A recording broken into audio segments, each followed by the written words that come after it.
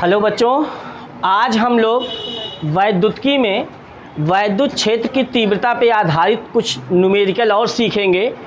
इसके पहले वाले वीडियो में 4-5 न्यूमेरिकल हम लोगों ने वैद्युत क्षेत्र पे आधारित पढ़ा था और कुछ हमारे पास कमेंट आया था 2 भी जो है कूलाम के नियम पर, उसको मैंने आपको सॉल्व कराया था। आज वैद्युत क्षेत्र की तीव्रता पे आधारित एक अच्छा सा न्यूमेरिकल आपके सामने है कि 3 माइक्रो कूलाम आवेश से जो किसी बिंदु पर स्थित है 2 मीटर की दूरी, इस आवेश से 2 मीटर की दूरी पर एक दूसरा आवेश -2 माइक्रो कूलाम स्थित है। पहली बात देख लो ध्यान से, इस 3 माइक्रो कूलाम से इस आवेश की दूरी कितनी दी गई है? 2 मीटर। प्रश्न कह रहा है इन दोनों आवेशों से 1 मीटर की दूरी पर वैद्युत क्षेत्र की तीव्रता बताइए। तो जब ए और बी के बीच की दूरी 2 मीटर दिया है और 1 मीटर की दूरी पे कह रहा है, तो इसका मतलब ये हुआ कि वो ए और बी का मध्य बिंदु जो होगा वो आराम से ए से भी 1 मीटर दूर होगा और बी से भी 1 मीटर दूर होगा, है ना। तो मान लेते हैं बिंदु सी जो है इसकी आवेश 3 माइक्रो कूलाम से दूरी जो है 1 मीटर है और -2 माइक्रो कूलाम से भी दूरी 1 मीटर है। तो इस पर वैद्युत क्षेत्र होगा कितना? अब हमें यही ज्ञात करना है। मध्य बिंदु होगा, कन्फर्म हो गया, तो इसी बिंदु सी पर वैद्युत क्षेत्र बताना है। तो मुझे लगता है मैंने एक फार्मूला आपको पढ़ाया है, Q आवेश के कारण R दूरी पर वैद्युत क्षेत्र की तीव्रता 1/4πε0 Q बाई न्यूमेरिक फार्मूला पढ़ाया गया है। तो चलो 3 माइक्रो कूलाम आवेश के कारण वैद्युत क्षेत्र की तीव्रता मान लेते हैं E1 है बेटा। इस आवेश के कारण इस बिंदु पर वैद्युत क्षेत्र की तीव्रता क्या है? तो कितना हो जाएगा? 9 × 10 की घात, जहाँ 1/4πε0 कहते हैं वहाँ पे न्यूमेरिकल में 9 × 10 की घात 9 रखते हैं, गुणे Q बाई। तो Q कितना? 3 माइक्रो कूलाम, उसको कूलाम में बदलेंगे तो 3 × 10 की घात -6 बटे R² करना है। दूरी कितनी है? 1, तो 1 का तो गुणा करोगे 3 × 9 27 × 10 की घात 9 में से इतना घट जाएगा न्यूटन प्रति। लेकिन दिशा किधर होगी? प्लस आवेश के कारण जब हम किसी बिंदु पर वैद्युत क्षेत्र की तीव्रता की दिशा देखते हैं तो उससे दूर की ओर होता है। ये आपको कई बार पढ़ाया गया है, इसलिए E1 की दिशा इधर हो जाएगी, ठीक है। अच्छा, इसको तो हम समझ ही ले रहे हैं, अभी जैसा निकलेगा। अब बताओ इस -2 माइक्रो कूलाम के कारण इस बिंदु सी पर वैद्युत क्षेत्र की तीव्रता कितनी होगी? -2 माइक्रो कूलाम आवेश के कारण बिंदु किस पर? सी पर वैद्युत क्षेत्र की तीव्रता E2 बराबर कितना आएगा बताओ जरा? 9 × 10 की घात गुणे। एक बात ना, बच्चे गड़बड़ क्या करते हैं, -2 माइक्रो कूलाम दिया है तो माइनस रख देते हैं। यहाँ पे माइनस नहीं रखना है। माइनस तो केवल ये दिखाता है कि वैद्युत क्षेत्र की तीव्रता की दिशा किस ओर लगेगी। ऋण आवेश के कारण जब किसी बिंदु पर वैद्युत क्षेत्र की तीव्रता की दिशा देखी जाती है तो उसी ऋण आवेश की ओर हो जाता है वैद्युत क्षेत्र की तीव्रता की दिशा। तो Q कितना हो जाएगा? 2 × 10 की घात -6 बटे R², वही हो जाएगा 1 का स्क्वायर। 2 × 9 18 × 10 की घात +3 न्यूटन प्रति। ये हो गया कौन? E2 भी जो लग रहा है इस पर, वो भी किस ओर लग रहा है?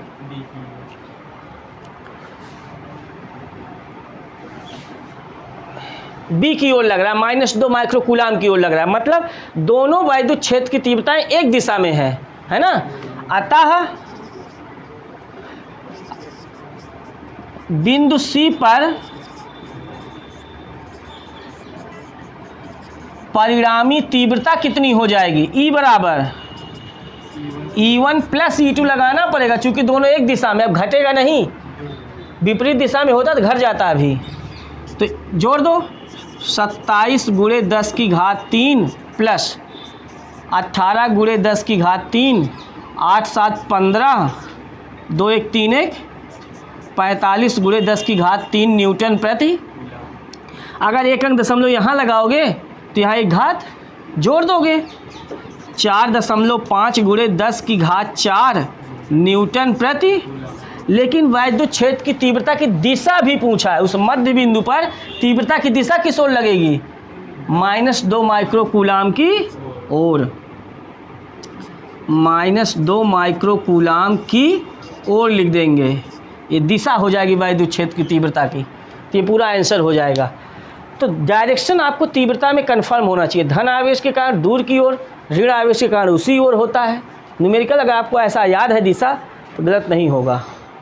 ठीक है, सॉल्व कर लीजिए।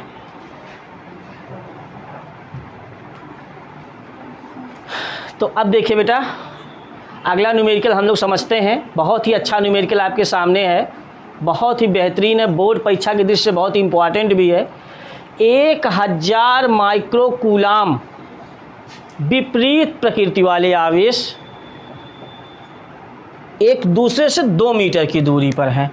तो चलो पहले पॉइंट को समझते हैं, पहले क्या कह रहा है प्रश्न। आवेश 1000 माइक्रो कूलाम के हैं लेकिन विपरीत प्रकृति के हैं। विपरीत प्रकृति का मतलब हो गया कि एक अगर प्लस है तो दूसरा, तो प्रश्न क्या कहा, प्रश्न ने कहा कि ये 2 मीटर की दूरी पर स्थित हैं दोनों आवेश। कितने मीटर की दूरी पर, 2 मीटर की दूरी पर। तो प्रश्न ने कहा इन दोनों के मध्य बिंदु पर वैद्युत क्षेत्र बताओ, और कहाँ बताओ। अब कि ये नहीं कहा कि दोनों से 1 मीटर की, 1 मीटर कहे या मध्य बिंदु कहे, बात वही है जब 2 मीटर दिया है। लेकिन दूसरे पॉइंट में कहा इन दोनों आवेशों से 4 मीटर की दूरी पर बताओ वैद्युत क्षेत्र कितना होगा। अब जो बच्चों को, जिस बच्चे को नहीं पढ़ाया गया होगा वो बहुत फंस जाएगा न्यूमेरिकल में, कैसे लगाएंगे हम, 4 मीटर कहाँ खोजे अब। तो चलिए पहले पॉइंट को हम आपको मध्य बिंदु पर बताते हैं। मुझे लगता है मध्य बिंदु वाला मैटर आप समझोगे। ये दूरी कितनी होगी, 1 मीटर, ये भी दूरी होगी 1 मीटर। इस आवेश के कारण इस पर तीव्रता लिखोगे तो इसकी दिशा इधर हो जाएगी E1 की, है ना। तो E1 बराबर होगा कितना, 9 गुणे 10 की घात 9 Q/r²। क्यू कितना, 1000 माइक्रो कूलाम को कूलाम में बदलो कितना, 1000 गुणे 10 की घात -r²। तो 1 मीटर का स्क्वायर करोगे तो 1 ही आएगा। तो मिला के कुल कितना आ गया यहाँ, 9 गुणे, बेटा ये देखो 1000 को 10 की घात 3 लिख सकते हो, और 9 और 3 12, 10 की घात 12 हो जाएगा, उसमें से 6 घट जाएगा, 10 की घात माइनस न्यूटन प्रति। ये वैद्युत क्षेत्र की तीव्रता है। और दिशा किधर है, -1000 माइक्रो कूलाम की ओर, मतलब ऋण आवेश की ओर। कुल मिला के ऋण आवेश की ओर लिख सकते हैं। और इसके कारण इस पर E2 कितना होगा, डायरेक्ट लिखे तो मेरे ख्याल से सब कुछ वही होगा। कितना, ये दिशा किधर, ऋण आवेश की, हाँ 12 में से 6 घटेगा, +6 रहेगा, ये सही बात है। 9 गुणे 10 की घात 6 न्यूटन प्रति कूलाम। ये भी दिशा किधर हो जाएगा, E2 की दिशा भी ऋण आवेश की ओर हो जाएगी, क्योंकि ऋण आवेश के कारण वैद्युत क्षेत्र की तीव्रता की दिशा उसी ओर होता है। तो ऋण आवेश की ओर। अब मध्य बिंदु C पर परिणामी वैद्युत क्षेत्र, मध्य बिंदु पर कौन सा, परिणामी वैद्युत क्षेत्र E बराबर, दोनों जुड़ जाएगा, E1 प्लस E2 तो 9 9 18 हो जाएगा, डायरेक्टली देते हैं 10 की घात 6 न्यूटन प्रति कूलम। दिशा किधर, परिणामी की ऋण आवेश की ओर। इसको चाहो तो 1.8 कर लो और दाएं से बाएं लाएंगे तो घात में 1 जोड़ेंगे, कल बताए थे।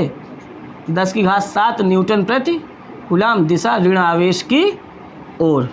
ये आपका फाइनली आंसर हो जाएगा। ये किस बिंदु पर वैद्युत क्षेत्र आया, मध्य बिंदु पर आया। लेकिन दूसरा पॉइंट देखिए, बेहतरीन पॉइंट आपके लिए दिया गया है, अच्छा पॉइंट।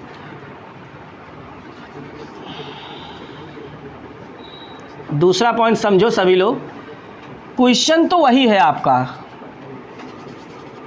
कि 1000 माइक्रोकूलम ये है और -1000 माइक्रोकूलम ये है और इनके बीच की दूरी 2 मीटर है। और प्रश्न ने क्या कह दिया, इन दोनों आवेशों से 4 मीटर दूर। तो 4 मीटर कहाँ जाएंगे हम, है ना। यहाँ से भी कितना दूर होना चाहिए, 4 मीटर। इस आवेश से भी, और इस आवेश से भी कितना दूर, 4 मीटर। ठीक है, हमें इसी बिंदु, मान लेते हैं अगर यहाँ बिंदु P है तो इसी बिंदु P पर वैद्युत क्षेत्र की तीव्रता ज्ञात करनी है। तो एक बात बताओ बेटा, ये मान लो A है, B है, C है, वो P है। थोड़ी देर के लिए ये दूरी अब की आपको दिया गया है, यहाँ पे कोई दिक्कत नहीं है। और ये दूरी कितनी है, 1 मीटर है, आप सभी लोग जानते हो, क्योंकि 4 मीटर जब होगा ये समबाहु त्रिभुज, समद्विबाहु त्रिभुज हो जाएगा। और समद्विबाहु त्रिभुज के शीर्ष से सम्मुख भुजा पर डाला गया लंब सम्मुख भुजा को समद्विभाजित करता है, ऐसा गणित में एक प्रमेय है कक्षा 9 में। ठीक है, तो यहाँ पे हमें वैद्युत क्षेत्र बताना है। तो ये बताओ, इस आवेश के कारण इस पर वैद्युत क्षेत्र की तीव्रता किस ओर होगी, दिशा जो होगी तो उसे दूर की ओर होगी, ये होगी दिशा। मान लेते हैं कौन सा है ये, E1 है ना। तो चलो E1 बराबर लिखो इस प्रश्न में कितना, 9 × 10 की घात 9। इस आवेश के कारण इतनी दूरी पर वैद्युत क्षेत्र Q/r²। Q कितना, 1000 × 10 की घात -6/r कितना, 4 का वर्ग करना पड़ेगा आपको। ये दूरी अब की बार 4 है, अब की बार 1 नहीं है। तब 9/4 चौका 16 और ये 10 की घात 3 12 हो जाएगा, +12 -6 10 की घात +6 न्यूटन प्रति। ये आ गया E1, उसकी दिशा इस ओर है। अच्छा, थोड़ी देर के लिए इस ऋण आवेश के कारण उतनी ही दूरी पर अगर यहाँ वैद्युत क्षेत्र की तीव्रता की दिशा देखी जाए तो किधर हो जाएगी, ऋण आवेश की ओर। इसमें दूर की ओर नहीं होता, ये बार बार मैं पढ़ा रहा हूँ। जब धन आवेश के कारण तीव्रता की दिशा देखनी तो उससे दूर की ओर, जो यहाँ पे देख सकते हो, धन आवेश के कारण इस पर तीव्रता उससे दूर की ओर, और ऋण आवेश के कारण किसी बिंदु पर तीव्रता उसी ओर। तो यहाँ ऋण आवेश था, इस बिंदु पर तीव्रता उसी ओर दिशा हो गई। ठीक है, तो E2 कितना हो जाएगा, E2 कितना हो जाएगा, मेरे ख्याल से वही आएगा, सब कुछ वही है, R भी वही है, 9/16 × 10 की घात 6 न्यूटन प्रति कूलम। अगर हम ये मान ले थोड़ी देर के लिए कोण थीटा है, समझिएगा सभी लोग, ये E1 हो गया, ये हो गया E2।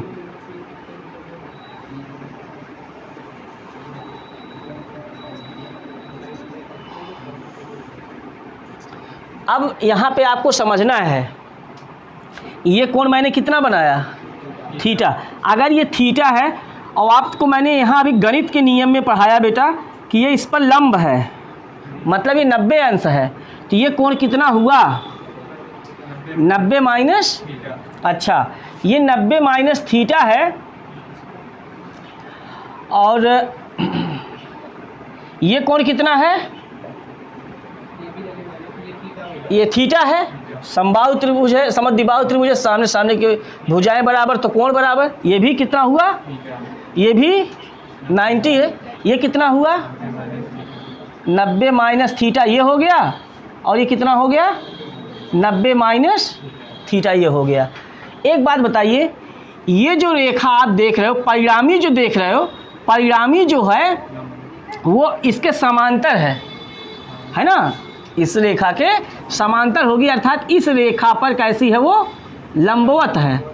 ठीक है, दिमाग लगा के बताओ बेटा, ये पूरा कोण कितना 90 अंश, और इतना कितना, अब ये वाला कोण कितना बचेगा, ये वाला थीटा बचेगा। सभी लोग समझ पा रहे हो थीटा कहाँ से आया? मैंने गणित से समझा दिया उसको कि थीटा आया कैसे, वो नहीं तो मैं अभी लिख देता, घटक बांट देता। शायद जब मैंने निरक्षीय स्थिति पढ़ाया था तो वहाँ ये सब नहीं बताया था, है ना, डेरिवेशन है, थीटा आया कैसे। लेकिन यहाँ मैं आपको समझा दे रहा हूँ गणित से कि ये 90 माइनस थीटा है तो कितना बचेगा थीटा। अच्छा सही सही बताओ आप लोग। ठीक उसी प्रकार ये कोण कितना है 90 माइनस थीटा है। ये बताओ, ये एक रेखा है सीधी सीधी और ये एक रेखा है सीधी सीधी। जब दो तिर्यक रेखाएं एक दूसरे को काटती हैं तो शीर्षाभिमुख कोण, तो ये वाला कोण कितना हो गया 90 माइनस, तो इधर और पूरा 90 हो जाएगा, तो ये वाला कोण कितना हो जाएगा थीटा हो जाएगा। मुझे लगता है आप समझ गए दोनों थीटा कैसे आया, उसी के पास पास। ठीक है, अच्छा अब E1 का अगर घटक बांटा जाए तो इधर होगा कौन E1 cos थीटा और इधर होगा E1 sin थीटा। ठीक है, E1 E2 बराबर है परिमाण में, यहाँ देख सकते हो आप। और E2 को घटक में बांटा जाए तो जिधर थीटा होता है उधर क्या होता है E2 cos थीटा, उधर उसका cos घटक होता है, और इधर नीचे की ओर E2 sin थीटा हो जाएगा बेटा। ये E1 sin थीटा और E2 sin थीटा। चूँकि E1 E2 का मान बराबर है इसलिए ये बराबर और विपरीत दिशा में होने के नाते एक दूसरे से निरस्त हो जाएंगे। ठीक है, तो बिंदु P पर परिणामी वैद्युत क्षेत्र की तीव्रता केवल किस ओर आ रही है, ये आ रही है इस पर। तो सीधे लिखें बिंदु P पर परिणामी वैद्युत क्षेत्र की क्या तीव्रता, E बराबर कितना आएगा E1 का cos घटक और E2 का, दोनों एक ही दिशा में है तो दोनों जुड़ जाएगा, E1 cos theta plus E2 cos theta. तो चूंकि E1 बराबर E2 है परिमाण में, इसलिए जहाँ E1 है वहाँ E2 लिख दो, या जहाँ E2 है वहाँ, तो चलो यहाँ E1 की जगह पे E2 cos theta plus E2 cos theta जोड़ दो, 2E2, चलो मान रखते हैं 2, E2 का मान 9/10⁻6 cos थीटा लिखना है। cos थीटा का सूत्र होता है आधार बटे कर्ण, ऐसा आप 10 में पढ़ते आए हो। थीटा यहाँ है, आधार है इतना ना, थीटा के सामने वाला लंब होता है तो ये उससे लगा हुआ आधार हो गया और ये हो गया कर्ण। cos थीटा का मान लिखोगे 1/4। यहाँ से भी अगर cos थीटा लिखना चाहोगे तो भी आधार बटे कर्ण 1/4 ही आएगा, तो यहाँ लिख देंगे 1/4। तो देखो यहाँ से ये कट जाएगा, 2 से 2 16 दूना 32, तो कुल मिला के आया आपका आंसर 9/32 गुणे 10⁻6। तो क्या करो, इस 10⁻6 में से एक जीरो इसमें मिला लो, 90 बना लो, 90/32 गुणे 10⁻5 कर लो। और 32 से भाग करो तो 3 बार नहीं जाएगा, ये 2.32 दूना 64 हो जाएगा, है ना। 64 और 6 70 और 20 90, 20 6 26 बचा, 260 हो गया। तो 32 से 32 सत्ते 7 दूना 14 और 7 त्रिक 21 22, है ना, और 260 है ना, 8 बार जाएगा पूरा, तो 2.8 गुणे 10 की घात 5 लिख दो यार, न्यूटन प्रति कूलाम। लेकिन प्रश्न में ना देखो चित्र की सहायता से तो मैंने समझाया ही आपको, उसने कहा दिशा भी बताइए, तो दिशा किधर होगी? दिशा होगी धन आवेश से, मतलब 4 मीटर दूरी पर, दोनों आवेशों से 4 मीटर की दूरी पर वैद्युत क्षेत्र, परिणामी वैद्युत क्षेत्र की तीव्रता की दिशा धन आवेश से ऋण आवेश को मिलाने वाली रेखा के समांतर होगी। जैसे धन आवेश से ऋण आवेश की ओर, है ना, जो मिलाने वाली रेखा है उसके समांतर होगी, एकदम ये समांतर होगी वैद्युत क्षेत्र की तीव्रता की दिशा उसी के। तो यहाँ पे आपको लिख देना है लास्ट में कि वैद्युत क्षेत्र की तीव्रता की दिशा दोनों आवेशों से 4 मीटर की दूरी पर दोनों आवेशों को मिलाने वाली रेखा के समांतर और धन आवेश से ऋण आवेश की ओर होगी। ये पूरा कथन आपको लिखना है, ठीक है, लिख लोगे? तो ये बेहतरीन न्यूमेरिकल था आपका, बढ़िया है, नोट कर लीजिए। देखिए बेटा अगला न्यूमेरिकल देखिए, बहुत ही अच्छा न्यूमेरिकल है। एक समबाहु त्रिभुज के 3 कोने ए बी और सी हैं, ठीक है, ए बी और सी है। कोने ए पर 0.100 माइक्रो कूलाम आवेश स्थित है, कोने ए पर।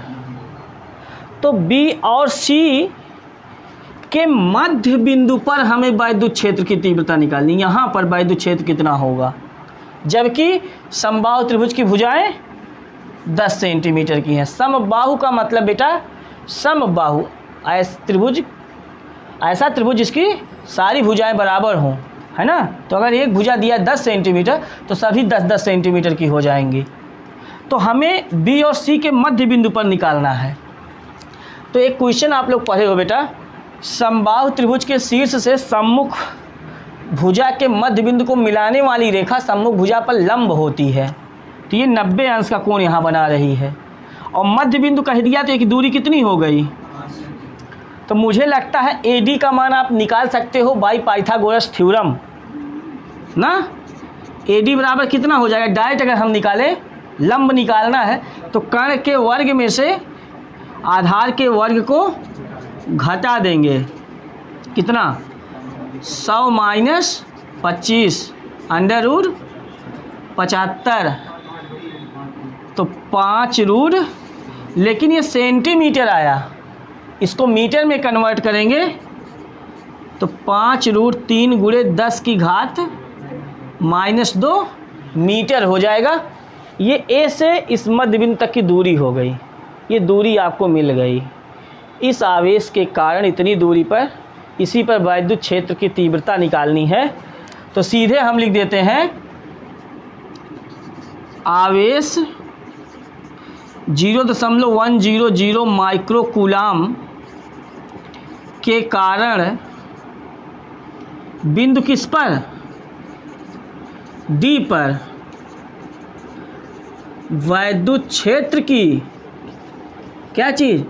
तीव्रता। ई बराबर कितना हो जाएगा? 9 गुणे 10 की घात 9 क्यू बाई आर स्क्वायर।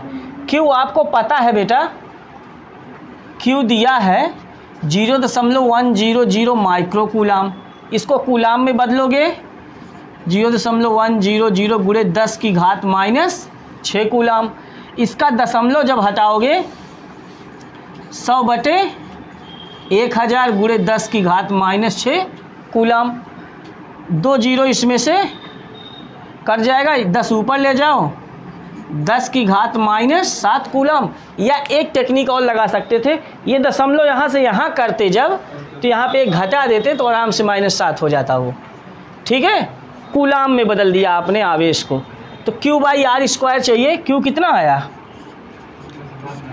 और आर स्क्वायर देखिए आपका आया है वो पंचम 25 और √3 का 3 और 10 की घात माइनस, चलो कितना आया सब, कुछ 3 से कटेगा ये, 3 त्रिका तो 3/10 25 और ये यहाँ आएगा घात जुड़ जाएगा 9 4 13, 13 में से 7 गए 6 प्लस 6 बचा और 1 0 इसमें मिला लो 30/25 और ये घात।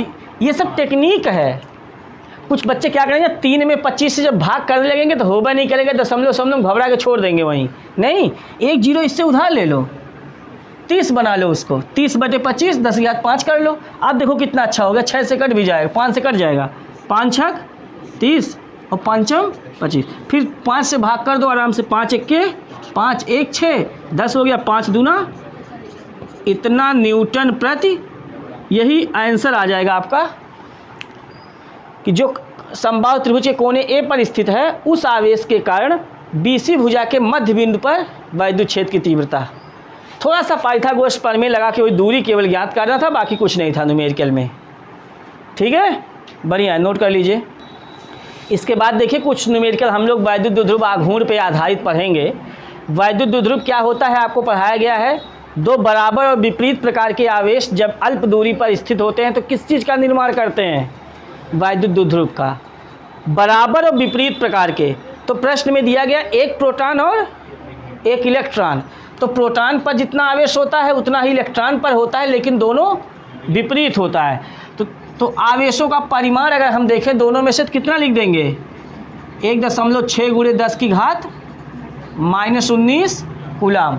वो चाहे इलेक्ट्रॉन पे आवेश हो चाहे प्रोटॉन पे, चूँकि वैद्युत द्विध्रुव आघूर्ण करते समय हमें दोनों आवेशों में से एक आवेश का परिमाण चाहिए। तो चाहे इलेक्ट्रॉन के आवेश का परिमाण हो चाहे प्रोटॉन के आवेश का परिमाण, और उनके बीच की दूरी, वैद्युत द्विध्रुव के बीच आवेशों के बीच की दूरी को किससे दिखाते हैं? 2L से दिखाते हैं। 2 का गुणा नहीं करना है, 2L का मान ही है 0.53 एंगस्ट्रॉम। इलेक्ट्रॉन और प्रोटॉन के बीच की दूरी इतना है, तो उन दोनों पे आवेश, दोनों में से किसी एक आवेश का परिमाण इतना, उनके बीच की दूरी इतना, तो इसको 0.53 × 10⁻10 मीटर कर लिया। एक अंक दशमलव इधर ले जाएंगे, 5.3 × 10⁻, इधर एक और घटाएंगे तो -11 हो जाएगा। वैद्युत द्विध्रुव आघूर्ण आपसे पूछा गया। P बराबर सूत्र पढ़ाया गया है Q × 2L। Q कितना? 1.6 × 10⁻19। 2L का पूरा मान आपको ये लिखना है बेटा, नहीं तो फिर सोचो 2 लिख के और फिर L का मान रखो, गलत हो जाएगा। 5.3 × 10⁻, चलो गुणा करो, 16 तिया 48, 4 आया, 16 × 5 = 80 और 4 84, 1 और 1 2 अंक पे दशमलव, घात वाला सेट करो, 19 1 20 10 30 -30 हो जाएगा। इसका मात्रक आप सभी को पता होगा बेटा, इसका होता है कूलाम और इसका होता है मीटर। कूलाम मीटर, ये आंसर हो जाएगा इसका, वैद्युत द्विध्रुव आघूर्ण का मान। तो आवेश पता हो, उनके बीच की दूरी पता हो, बड़े आराम से आप जो है वैद्युत द्विध्रुव आघूर्ण निकाल लोगे। लेकिन आवेश में आपको ध्यान रखना है कि एक धन होना चाहिए, एक ऋण होना चाहिए। ठीक है, नोट कर लीजिए। बंद कीजिए। देखिए बेटा, आपको इस न्यूमेरिकल में क्या दिया गया है, बहुत ध्यान से देखिए। दिया गया है HCl का वैद्युत द्विध्रुव आघूर्ण। वैद्युत द्विध्रुव आघूर्ण को किससे दिखाते हैं? P से। कितना दिया है? 3.-30 कूलाम मीटर दिया है। कूलाम मीटर, ये वैद्युत द्विध्रुव आघूर्ण दिया है HCl का। H तथा Cl आयनों लिखा, आयनों, इसका मतलब H+ Cl-, इनके बीच का विस्थापन बताना है कितना है। तो H+ आयन होता है जब, तो इस पर कितना धन आवेश होता है? एक प्रोटॉन के बराबर का धन आवेश होता है, क्योंकि एक इलेक्ट्रॉन इसमें से निकलकर इसमें चला गया ना, तो ये माइनस, ये इसने इलेक्ट्रॉन का, इसके लिए इसने इलेक्ट्रॉन को ग्रहण किया, इसने त्याग किया, है ना। तो इस पे आवेश कितना होगा एक पर, चाहे H पे चाहे Cl पर, एक प्रोटॉन के आवेश के बराबर हम सीधे लिख देंगे इतना कूलाम। हमें इसके बीच का विस्थापन निकालना है, तो विस्थापन हम कितना मानेंगे, क्योंकि जब दो बराबर और विपरीत प्रकार के आवेशों के बीच की दूरी या विस्थापन ही 2L से दिखाया जाता है वैद्युत ध्रुव आघूर्ण में, है ना। तो बस PQ2L सूत्र आपको पता है, सूत्र लगा लो, P बराबर Q गुणे 2L निकालना है, तो 2L बराबर P बाई Q।